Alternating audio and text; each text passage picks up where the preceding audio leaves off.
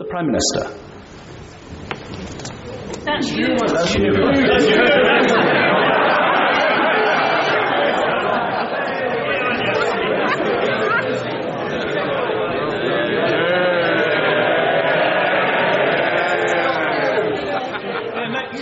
The Prime Minister. Thank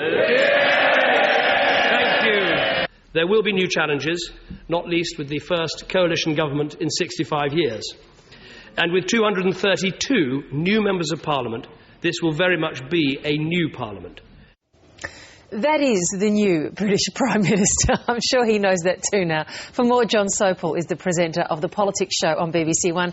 He joins us now from London via webcam. John Sopel, that footage is too funny for words. Tell me that, please, he surely only didn't get to his feet because the staff wasn't in place, not because he didn't know that he wasn't Prime Minister.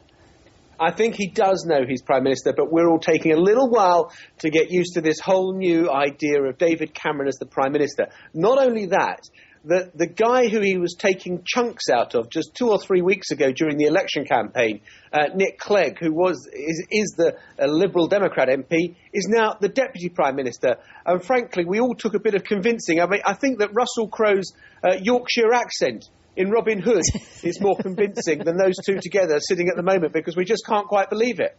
Now, it's not an opportunity to take chunks out of the Australians this morning, our conversation this morning, John. I think Russell Crowe's a great actor. I'm sorry, I'm being rude. But no, look, it is remarkable, and I have to say I had a double take this morning when I called up a Newswire story, and there was the image of the two of them, the new Prime Minister, David Cameron, and Nick Clegg, the Deputy, sitting side by side on the government side of the benches. It is a really remarkable thing.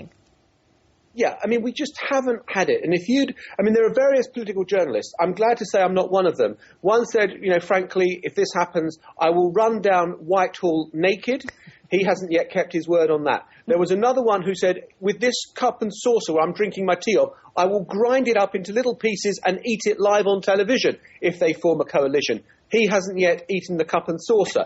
There are all sorts of people who just thought this was politically impossible. The idea of the Liberal Party, which is sort of broadly a centre-left party, going into a full coalition government with the right, it just seemed unthinkable. And yet it has happened. And these two guys look like they are getting on well, that they are working together, that they have got a common agenda. Obviously, it is fantastically early days. And it's when they start hitting problems that it might be different.